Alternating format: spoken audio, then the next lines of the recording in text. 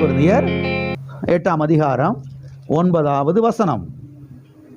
நம்முடைய கர்த்தராகிய இயேசு கிறிஸ்துவின் கிருபையை அறிந்திருக்கிறீர்களே, அவர் ஐஸ்வர்யமுள்ளவராய் இருந்தும் நீங்கள் அவருடைய தரித்திரத்தினாலே ஐஸ்வர்யவான்களாய் ஆகும்படிக்கு உங்கள் நிமித்தம் தரித்திரர் ஆனாரே. இந்த வசனத்திலே உங்கள் நிமித்தம் என்கிற வார்த்தையை இன்றைக்கு நாம் கவனிக்க போகிறோம். அருமையானவர்களை கவனியுங்கள். அவருக்காக அவர் கல்வாரி சிலுவையிலே தரித்திரர் ஆகவில்லை. அவருக்காக அவர் தரித்திராய் ஆக வேண்டும் என்கிற எந்த அவசியமும் இல்லை, எந்த கட்டாயமும் இல்லை, எந்த தேவையும் இல்லை. இயேசு யாருக்காக கல்வாரி சிலுவையிலே தரித்திரராயானார்? இங்கே தெளிவாய் சொல்லப்பட்டிருக்கிறது, உங்கள் மித்தம், உங்களுக்காக, உங்கள் ஒவ்வொருவருக்காக இயேசு கிறிஸ்து கல்வாரி சிலுவையிலே என்ன செய்தார்? தரித்திரர் ஆனாரே என்று எழுதப்பட்டிருக்கிறது. சரி, விஷயம் என்ன? எதுக்காக அவர் தரித்திரராய் ஆகணும் கல்வாரி சிலுவையில? இங்கே சொல்லப்பட்டிருக்கிறது, உங்களை ஐஸ்வர்யவான்களாய் ஆக்குவதற்காக. இங்கே சொல்லப்பட்டிருக்கிறது, நீங்கள் அவருடைய தரித்திரத்தினாலே ஐஸ்வர்யவான்களாய் ஆகும்படிக்கு. என்னவாய் ஆகும்படிக்கு? தரித்திரராய் ஆகும்படிக்கு இல்ல, ஏழைகளாய் ஆகும்படிக்கு இல்ல, ஒண்ணுமில்லாத ஆட்களாய் நீங்கள் மாறும்படிக்கு அல்ல, ஐஸ்வர்யவான்களாய் ஆகும்படிக்கு உங்கள் மித்தம், உங்களுக்காக, உங்கள் சார்பாக, உங்களுடைய சப்ஜெக்டாக, உங்களுடைய பதிலாளியாக அவர் கல்வாரி சிலுவையில் என்ன செய்தார்? தரித்திரர் ஆனாரே. அப்ப விஷயம் என்னன்னா, அவரு எனக்காக கல்வாரி சிலுவையில் தரித்திரராய் ஆனார் என்றால், இப்ப அவருக்காக நான் என்னவா இருக்கணும்? இப்ப எத்தனை புரிஞ்சு? இதை புரியாம இன்னைக்கு நீங்க வீட்டுக்கு போக வேணாம். இந்த சத்தியம் விளங்கணும். அவர் எனக்காக கல்வாரி சிலுவையில் என்ன செஞ்சாரு? தரித்திரராய் ஆனாரு. இப்ப அவருக்காக நான் என்னவா இருக்கணும்? புரிஞ்சா? எத்தனைக்கு புரிஞ்சு? மறுபடியும் சொல்றேங்க. அவனிங்க இயேசு கல்வாரி சிலுவையில் எதற்காக தரித்திரரானார்? என்னை ஐஸ்வர்யவானாய் ஆக்குவதற்காக. என் ஏழ்மைத்தனத்தெல்லாம் போக்கி, என்னை தரித்திரத்தெல்லாம் போக்கி, என் கடன் பிரச்சனையெல்லாம் மாற்றி எனக்கு நல்ல வாழ்வை கொடுப்பதற்காக தான் அவர் கல்வாரி சிலுவையில் என்ன செஞ்சாரு? எனக்காக தரித்திரராய் ஆனார். எனக்காக அவர் கல்வாரி சிலுவையில் தரித்திரராய் ஆயிருப்பார் என்றால், இப்ப அவருக்காக நான் என்னவா இருக்கணும்? என்னவா ஆகணும்? புரிஞ்சிருச்சா? புரிஞ்சிருச்சா? அப்ப இயேசுவின் உள்ளத்தை திருப்திப்படுத்துவதற்காக நாம் இந்த பூமியில் என்ன செய்ய வேண்டும்? ஐஸ்வர்யவான்களாய் இருக்க வேண்டும். ஒரு தகப்பனை எடுத்துக்கொள்வோம், ஒரு மகனை அல்லது ஒரு மகளை எடுத்துக்கொள்வோம். அந்த தகப்பன்ட்ட அந்த பிள்ளை, அந்த பையன் சொல்றான், அப்பா எப்படியாவது நான் ஒரு டாக்டராக வந்துடணும், ஒரு எம்பிபிஎஸ் படித்த டாக்டராக வந்துடணும், மக்களுக்கு நான் சேவை செய்யணும் விருப்பப்படுறேன் அப்படின்னு தகப்பன்ட்ட அந்த பையனோ அந்த மகளோ சொல்கிறான்னு வச்சுக்கிடுவோம். உடனே இந்த தகப்பன் யோசிக்கிறார், நம்ம பிள்ளைகள் இவ்வளோ பெரிய ஒரு ஆசை இருக்குதா? ஆனால் இந்த தகப்பனும் ஒரு சாதாரண ஒரு மனுஷன், ஒரு பெரிய ஒரு பணக்காரன் கிடையாது. அன்றாட வேலைக்கு போய் அன்றாட சம்பாதிக்கக்கூடிய ஒரு மனுஷனாக இருக்கிறான்.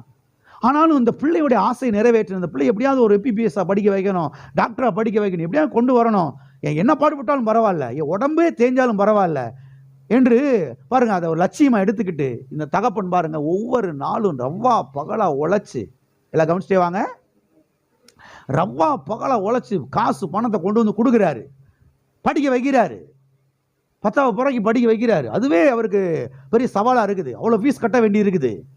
அடுத்து பாருங்க +1 +2 படிக்க வைக்கிறாரு. அடுத்து பாருங்க எம்பிபிஎஸ் படிக்க வைக்கிறதுக்கு காசு பணம்லாம் சம்பாரிச்சு நைட்டும் பகலுமா உழைச்சு தூங்காம தூக்கத்தை கெடுத்து கொண்டு வந்து காசெல்லாம் கொடுத்து காசெல்லாம் கட்டி எம்பிபிஎஸ் சீட்டை வாங்கி படிக்க வைக்கிறது, டாக்டர் சீட் வாங்கி படிக்க வைக்கிறதுக்கு அனுப்பிச்சிட்டாரு. இப்போ மாதம் மாதம் பணம் கட்டுறாரு, வருஷம் பணம் கட்டுறாரு. எல்லாத்தையும் படிக்க வச்சு எல்லாம் பண்ணி 5 வருஷம் படித்து முடிச்சிருச்சு. அந்த பையனோ அந்த பிள்ளையோ படித்து முடிச்சிருச்சு. படித்து முடிச்சுட்டு இப்போ அந்த காலேஜில் இந்த பிள்ளை டாக்டருக்கு தகுதியான பிள்ளை, கிளினிக் வச்சு நடத்தலாம், ஹாஸ்பிட்டல் வச்சு நடத்தலாம், மக்களுக்கு சேவை பண்ணலாம், ட்ரீட்மெண்ட் பண்ணலாம், மருந்து மாத்திரை கொடுத்து அவங்களுக்கு காரியத்தை செய்யலாம் அப்படின்னு அங்கீகரிப்பதற்காக சர்டிஃபிகேட்லாம் கையில் கொடுக்குறாங்கன்னு வச்சுக்கிடுவோம். சர்டிஃபிகேட்லாம் கொடுக்குறாங்க வச்சுக்கிறோம். இப்போ இந்த பிள்ளை இந்திய தேசத்தில் எங்கேனாலும் போய் ஒரு கிளினிக் ஆரம்பிக்கலாம், ஒரு ஹாஸ்பிட்டல் ஆரம்பிக்கலாம், அல்லது ஒரு கவர்மெண்ட் டாக்டர் ஆகி அங்கே போய் சேவை செய்யலை, என்ன வேணால் பண்ணலாம்னு வச்சுக்கிடுவோம். இப்போ சர்டிஃபிகேட்லாம் வாங்கிட்டு வீட்டுக்கு வந்து வீட்டில் உட்காந்து அவங்க அப்பாவை கூப்பிட்டு, அப்பா இங்கே வாங்க அப்படின்னு கூப்பிட்டு உட்கார வச்சு, அப்பா இனிமேல் நான் டாக்டராகவே இருக்க நான் விருப்பப்படலை, நான் பெருசால டெய்லி வேலைக்கு போய் ஏதோ அன்னைக்கு எனக்கு வயிற்ற கழுவிக்கிறதுக்கு நான் ஒரு வேலையை பார்த்துக்கிறேன் அப்படின்னு அந்த தகப்பன்ட்ட அந்த பிள்ளை சொல்லுச்சுன்னா எப்படி இருக்கும்? எப்படி இருக்கும்? அந்த மனுஷன் கிட்டத்தட்ட 18-20 வருஷமா உழைச்சது, வேலை பார்த்தது, கண் விழிச்சிருந்தது, பிரயாசப்பட்டது எல்லாமே.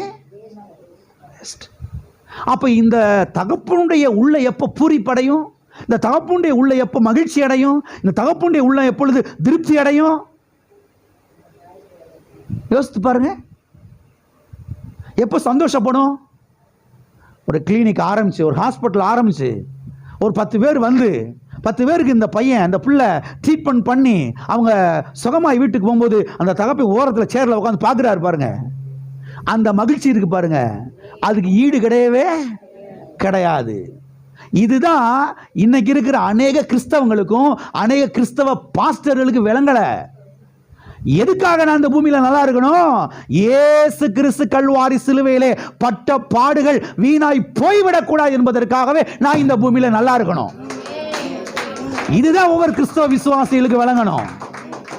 அதெல்லாம் இருக்கக்கூடாது பிரதர், அது நல்ல ட்ரெஸ் எல்லாம் போடக்கூடாது, நல்ல சாப்பாடுலாம் சாப்பிடக்கூடாது, நல்ல செருப்புலாம் போடக்கூடாது, நம்ம அந்த ஒரு அது குடிசைகள் தான் இருக்கணும். அறிவுலன்னு அர்த்தம். தகப்பன் பட்ட பாடுகள்லாம் வீணு. நீங்க இப்படி சொன்னீங்கன்னா அவருடைய உள்ள திருப்தி அடையுமா? எவ்வளவு பாடுகப்பட்டிருக்கிறார் கல்வாரி சிலுவையில, எவ்வளவு வேதனை அடைஞ்சிருக்கிறாரு, நீசக்கோலமா தொங்கி இருக்கிறாரு, நிர்வாணமா தொங்கி இருக்கிறாரு, அடிக்கப்பட்டிருக்கிறார், நொறுக்கப்பட்டிருக்கிறார், கடைசி சொட்டு ரத்தத்தையும் கல்வாரி சிலுவையில் சிந்தி இருக்கிறாரு. எதுக்காக? நான் நல்லா இருக்கிறதுக்காக. இப்ப நான் நல்லா இருக்கும் போதுதான் யாருடைய உள்ள திருப்தி அடையும்? இப்ப எனக்கு ஒன்றும் வேணாம், எனக்கு பழைய கஞ்சி போதும், எனக்கு வெங்காயம் போதும், எனக்கு ஊறுகாய் போதும், எனக்கு செருப்பே வேணாம், அந்த 2 கிழிஞ்ச ஜிப்பா போதும், அந்த 2 கிழிஞ்ச சேலை போதும், அதை நான் உடுத்திக்கிட்டு அப்படி தாழ்மையை நான் சர்ச்சில் உட்காந்துட்டு போயிடுறேன் அப்படின்னா கர்த்தருடைய உள்ள மகிழ்ச்சி அடையுமா? கர்த்தருடைய உள்ள திருப்தி அடையுமா? கர்த்தர் நினைப்பாரு, உனக்காக நான் பட்ட பாடெல்லாம் வீணுப்பா, உனக்காக தானே சிலுவையில் நான் தொங்குனேன், உன் தரித்திரத்தை தானே சிலுவையில் சுமந்தேன், உங்கள் மித்தம் தரித்திரரானார் என்று எழுதப்பட்டிருக்கிறதே, உங்களை ஐஸ்வர்யவான்களாய் ஆக்கும்படிக்கு என்று எழுதப்பட்டிருக்கிறது அல்லவா? அப்ப இது விளங்கணும். ஒவ்வொரு கிறிஸ்தவ விசுவாசிகளுக்கும் ஒவ்வொரு பாஸ்டர்களுக்கும் இது விளங்கணும். என்னத்தையும் எடுத்து வச்சுக்கிட்டு தத்துவம் பேசிக்கிட்டு என்ன செய்யக்கூடாது? இருக்கக்கூடாது. தத்துவம் நமக்கு முக்கியம் கிடையாது, சத்தியம்தான் நமக்கு முக்கியம். எல்லாம் சொல்லுங்க, எனக்கு தத்துவம் முக்கியம் கிடையாது, எனக்கு சத்தியம்தான் முக்கியம். ஆமே. தாழ்மையா இருக்கணும் பிரதர். எது தாழ்மை? செருப்பு இல்லாம வாழ்றதா? கிழிஞ்ச சேலையை கட்டிக்கிட்டு வாழ்றதா? தலைக்கு எண்ணெய் கூட இல்லாம அடுத்தவங்கள்ட்ட ஓசி எண்ணெய் வாங்கி தேய்ச்சிக்கிட்டு, அதான் தாழ்மை? ஏன்னா அமைதியா இருக்கிறீங்க எல்லாரும். எதுங்க தாழ்மை? அவருடைய வார்த்தைக்கு கீழ்ப்படிச்சு நடக்கிறதா தாழ்மை. அவர் என்ன சொல்றாரோ அதன் பிரகாரம் வாழ்றதா தாழ்மை. ஆகவே எதுக்காக நான் இந்த பூமியில செல்வ செழிப்பா வாழணும்? எதுக்காக நான் என் பிள்ளைகளும் நல்லா இருக்கணும்? இயேசு பட்ட பாடுகள் வீணாய் போய்விடக் கூடாது என்பதற்காக, அவருடைய உள்ளத்தை திருப்திப்படுத்துவதற்காக, அவருடைய உள்ளத்தை மகிழ்ச்சிப்படுத்துவதற்காக. ஹல்லேலூயா, ஹல்லேலூயா. எனவே அவர் அவருக்காக தரித்திரராயாகவில்லை, அவர் நமக்காக கல்வாரி சிலுவையிலே தரித்திரரானார். அவர் எனக்காக சிலுவையில் தரித்திரராய் ஆயிருப்பார் என்றால் இப்ப அவருக்காக இந்த பூமியில நான் நல்லா இருக்க போறேன். ஆமென். அது உள்ள வைங்க, அதை உள்ள வைங்க. இதை சொல்லுங்க. ஒவ்வொரு நாளும் போகும்போது, வரும்போது, உட்காரும்போது, எந்திரிக்கும் போது சொல்லுங்க. இன்னைக்கு இருக்க கஷ்டத்தை பார்க்காதீங்க, இன்னைக்கு இருக்கிற தாழ்ச்சியை பார்க்காதீங்க. இன்னைக்கு உங்க வீட்டில் காசு இல்லை, பணம் இல்லை, சாப்பாடு இல்லை, அரிசி இல்லை, பருப்பு இல்லை, உண்மைதான். அதை யாரும் மறுத்து பேசலை. ஆனால் அதை மைண்டில் வைக்காம, ஆண்டவரே எனக்காய் கல்வாரி சிலுவையில் இவ்வளவு பாடுகள் பற்றிருப்பீர் என்றால், ஏன் தரித்திரத்தை நீர் சிலுவையில் சுமந்திருப்பீர் என்றால், அதற்கு அடையாளமாக முள்முடியை நீர் ஏற்றுக்கொண்டிருப்பீர் என்றால், ஒரு தூசி அளவு கூட இந்த தரித்திரத்தில் இன்னைக்கு நான் இருக்க வேண்டிய அவசியம் கிடையாது. அதான் விசுவாசம். அதாங்க விசுவாசம். அதை தான் நீங்கள் கவனிக்கணும். பழைய சோறை சாப்பிட்டுக்கிட்டு, அந்த கஞ்சி வெங்காயத்தை சாப்பிட்டுக்கிட்டு கர்த்தருடைய வார்த்தையை விசுவாசிக்கணும். அப்படியே கல்வாரியை விசுவாசிக்கணும். அவர் பட்ட பாடுகளை விசுவாசிக்கணும். சொல்லணும் திரும்ப திரும்ப, கர்த்தாவே உம்முடைய உள்ளத்தை திருப்திப்படுத்துவதற்காக நான் இந்த பூமியில் நல்லா இருக்க போகிறேன் ஆண்டவரே. தரித்திரத்தை வெறுக்கிறேன், கடன் பிரச்சனையை வெறுக்கிறேன், தாழ்ச்சியை வெறுக்கிறேன், இல்லாமையை வெறுக்கிறேன் ஆண்டவரே. எனக்காய் நீர் கல்வாரி சிலுவையில் தரித்திரர் ஆயிருப்பீர் என்று சொன்னால், இப்போ உமக்காக நான் இந்த பூமியில் என்ன செய்ய போகிறேன்? நல்லா இருக்க போகிறேன், செல்வ செழிப்பாக போகிறேன். டெய்லி சொல்லுங்கள். ஒரு நாளைக்கு 100 முறை சொல்ல முடியுமா சொல்லுங்கள், 1000 முறை சொல்ல முடியுமா சொல்லுங்கள். சாப்பிடும்போது சொல்லுங்கள், எந்திரிக்கும் போது சொல்லுங்கள், உட்காரும்போது சொல்லுங்கள், போகும்போது சொல்லுங்கள், வரும்போது சொல்லுங்கள். நான் சொல்கிறேன், நீங்கள் இப்படி சொல்லிக்கிட்டே வாங்க. விசுவாசித்து விசுவாசத்தினால வாயை திறந்து பேசிக்கிட்டே வாங்க. டோட்டலாக உங்கள் லைஃப் மாற ஆரம்பிச்சிடும். டோட்டலாக அப்படி அந்த தரித்திர வாழ்க்கை மாறிடும். அந்த கடன் பிரச்சனை அப்படி மாறுங்க, அப்படியே மாறும். உங்கள் நிலைமை அப்படியே மாறும். ஆண்டவன் விட்ட வழி, ஆண்டவன் எப்படி எழுதியிருக்கிறானோ நடக்கட்டும் அப்படின்னு என்ன செய்யக்கூடாது? எண்ணத்தையாவதும் பேசிட்டு தெரியக்கூடாது. சத்தியத்தை கவனிக்கணும், கர்த்தருடைய வார்த்தையை கவனிக்கணும், சிலுவையில் என்ன நடந்து முடிந்தது என்பதை கவனிக்கணும். இயேசு சிலுவையில் எனக்காக என்ன செய்து முடித்திருக்கிறார் என்பதை என்ன செய்ய வேண்டும்? கவனிக்க வேண்டும். ஆகவே அவர் எனக்காக தரித்திரரானார். எதற்காக? அவருக்காக நான் இந்த பூமியிலே செல்வ செழிப்பாய் வாழ்வதற்காக. ஹல்லேலூயா. எல்லா காரணங்களை வைத்து சொல்லுவோம். இயேசு எனக்காக தரித்திரரானார். நான் அவருக்காக இந்த பூமியிலே செல்வ செழிப்பாய் வாழும்போதுதான் அவருடைய உள்ளம் திருப்தி அடையும், அவருடைய உள்ளம் மகிழ்ச்சி அடையும். எனவே அவருக்காக, அவருடைய உள்ளத்தை திருப்திப்படுத்துவதற்காக நானும் என் பிள்ளைகளும் என் சந்ததியார்களும் என் பேர பிள்ளைகளும் நன்றாய் இருக்க போகிறோம். ஹல்லேலூயா.